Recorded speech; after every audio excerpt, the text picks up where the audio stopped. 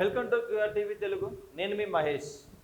ఈరోజు మనం చూసుకున్నట్లయితే వార్తల్లో తెలంగాణలో వచ్చినటువంటి కాంగ్రెస్ ప్రభుత్వం ఏదైతే ఉందో ప్రజాపాలన అని చెప్తూ పాలన కొనసాగిస్తున్నటువంటి ఏదైతే కాంగ్రెస్ ప్రభుత్వం ఉందో తెలంగాణలో రైతులకి మళ్ళీ ఇప్పటికే రైతులు హరిగోసలు పడుతున్న వేళ తెలంగాణలో గత 2.5 ఏళ్ల నుంచి తెలంగాణలో హరిగోసలు పడుతున్న ఈ రైతాంగం మళ్ళీ ఆ హరిగోసల నుండి బయటికి తీసుకొచ్చే ఈ ప్రభుత్వమే ఈ ప్రభుత్వం ఏదైతే ఉందో తెలంగాణ ప్రభుత్వం మళ్ళీ ఒక పెద్ద స్టేట్మెంట్, మళ్ళీ ఆ రైతాంగానికి ఉన్న బాధలు తప్పమన్నట్టుగా ఇంకొక కొత్త స్టేట్మెంట్ ఇవ్వడం జరిగింది. ఇక భవిష్యత్తులో తెలంగాణలో వడ్లు రాష్ట్ర ప్రభుత్వానికి ఆధీనంలో ఉండదు, కేంద్ర ప్రభుత్వం ఎంత కొనమంటే మేము అంతే కొంటామని కొత్త స్టేట్మెంట్ ఇవ్వడం జరిగింది. కాంగ్రెస్ ప్రజాపాలన చెప్తున్నటువంటి ప్రజాప్రభుత్వం అంటే కాంగ్రెస్ ప్రభుత్వం. మరి కేంద్ర ప్రభుత్వమే కొనమని ఎంత చెప్తే అంతే కొంత ఉన్నప్పుడు మరి రాష్ట్ర ప్రభుత్వం ఎందుకు తెలంగాణలో? డైరెక్ట్గా కేంద్ర ప్రభుత్వాన్ని ఎన్నుకుంటే సరిపోతుంది కదా, మరి రాష్ట్ర ప్రభుత్వం ఎందుకు తెలంగాణలో? కాబట్టి రాష్ట్ర ప్రభుత్వాన్ని రద్దు చేయండి, రద్దు చేసి డైరెక్ట్గా సెంట్రల్ గవర్నమెంట్ నుంచి తెలంగాణని నడిపించే కార్యక్రమం పెట్టండి, లేదా గవర్నర్ పాలన పెట్టండి. కాబట్టి ఇక్కడ చూడండి ఎంత నిష్పక్షపాతంగా ఎంత దారుణంగా ఈ స్టేట్మెంట్ ఇచ్చిండో.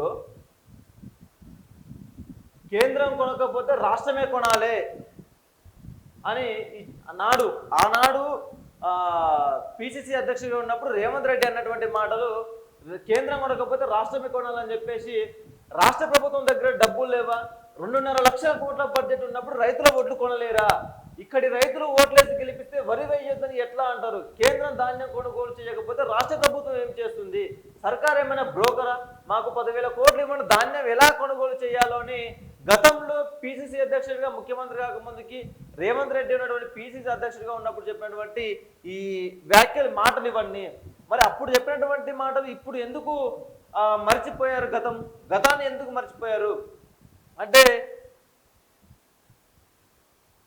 అంటే ఇక్కడ ఎటు పోయినా కూడా ఈ యొక్క రైతులకే మోసం చేసే పరిస్థితి తెలంగాణలో వెలుగు చూపుతుంది. ఆనాడు కూడా కేసీఆర్ ప్రభుత్వంలో వరి వేయొద్దు, వరి వేస్తే ఊరేసినట్టు అని ఆనాడు కేసీఆర్ ప్రకటించడం జరిగింది.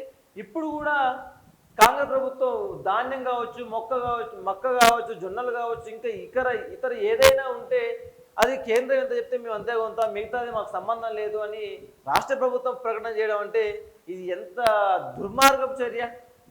సార్ రైతులకి ఇది అన్న మేలు చేసేదా? కేంద్రం చెప్పినంతనే కొంటాం. ఇప్పుడు ప్రస్తుతానికి ఉన్నటువంటి మాట, పంటల ఉత్పత్తుల కొనుగోలుకు కేంద్రం నిర్దేశించిన కోటాను అనుసరించాలని నిర్ణయం తీసుకున్నాం. ఇకపై కేంద్రం ఏ పంట ఉత్పత్తులకు మద్దతు ధర నిర్ణయించిన మేరకు కొనుగోలు చేస్తుందో ఆ పంటలను అంతే కోటను రాష్ట్ర ప్రభుత్వం తరఫున కొనుగోలు చేయాలని నిన్న గురువారం జరిగినటువంటి సచివాలయంలో జరిగినటువంటి సమావేశంలో తీర్మానించినటువంటి ఇది. ఎందుకు ఈ మాట కాంగ్రెస్ ప్రభుత్వం అంటున్నాడు? ఎందుకు ఈ మాట రేవంత్ రెడ్డి అనాల్సి వస్తుందంటే రాష్ట్ర ప్రభుత్వం దగ్గర బడ్జెట్ లేదు, ప్రస్తుతం కొన్నటువంటి ధాన్యానికి డబ్బులు ఇవ్వడానికి రాష్ట్ర ప్రభుత్వం దగ్గర ఖజానా లేదు. ఆ ఖజానా ఎట్లా సృష్టించాలి అనే ఆలోచన ఈ ప్రభుత్వంలో ఉన్నటువంటి ఏ మంత్రికి కానీ ముఖ్యమంత్రి కూడా లేదు. మరి ఏ విధంగా వీళ్ళు ప్రభుత్వాన్ని నడిపిస్తుంది? 2.5 ఏళ్ళు ఉంది ప్రభుత్వం నడపడానికి. తెలంగాణలో రైతులు నెత్తిన రేవంత్ రెడ్డి సర్కార్ మరో పిడుగు. ధాన్యం, మొక్కలు, జొన్నలు సహా ఏ పంటను ఇకపై రాష్ట్ర ప్రభుత్వం తరఫున కొనబోమని ప్రకటన. క్లియర్ కట్గా చెప్తున్నాడు. రాష్ట్ర ప్రభుత్వానికి సంబంధం లేదు రైతులతో. అంటే ఇది ఎట్లా ఉందంటే రైతులకి ప్రభుత్వానికి ఎలాంటి సంబంధం లేదు. కేంద్ర ప్రభుత్వం ఏదైనా కొనమంటే అది మాత్రమే కొని మేము డబ్బులు ఇస్తాం తప్ప మా సొంతంగా మేము కొనడానికి మా దగ్గర డబ్బులు లేవని చెప్పగానే చెప్తున్నాడు. కేంద్రం కొనమని అన్నంతనే కొంటామని సృష్టికరణ. పంట ఉత్పత్తుల్లో కేంద్రం కొనుగోలు చేసేది కొంతే, వడ్లు 3వ వంతు, మిగిలిన పంటలు 25%. రాష్ట్ర సర్కారు చేతులు ఎత్తేయడంతో రైతుకు దిక్కేవారు. పంటలు పండించి రోడ్డున పడడం అన్నదాతలు.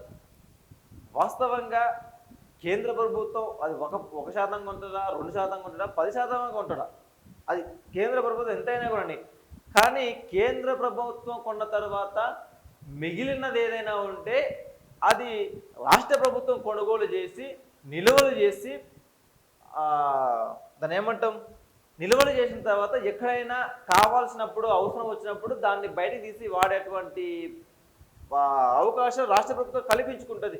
కానీ ప్రస్తుతం తెలంగాణ ప్రభుత్వం ఏం చేస్తుందంటే 100% పంట ఉంటే మేము 25%మే కొంటాం, మిగతా 75% మాకు సంబంధం లేదని చెప్పేసి చెప్పడం జరుగుతుంది.